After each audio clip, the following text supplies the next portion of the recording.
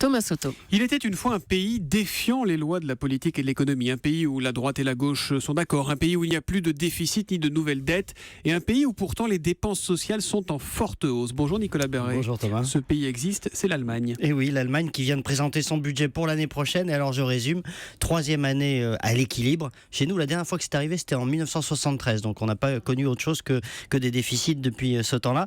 0 dette supplémentaire jusqu'en 2020. Et puis en même temps, des dépenses sociales qui vont effectivement bondir de près de 7%, des retraites qui vont être augmentées de plus de 5%, la plus forte hausse en 23 ans. Le tout, vous l'avez dit, sur fond d'accord droite-gauche, alors que chez nous, on a un mal fou à se mettre d'accord sur ce qui reste de la loi El Khomri, qui est quand même tout sauf un monument d'audace.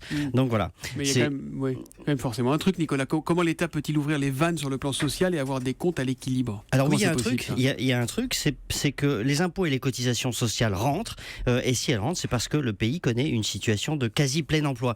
Et donc, la grande leçon qu'il faut retenir de l'Allemagne, c'est que ce n'est pas notre modèle social qui est en cause.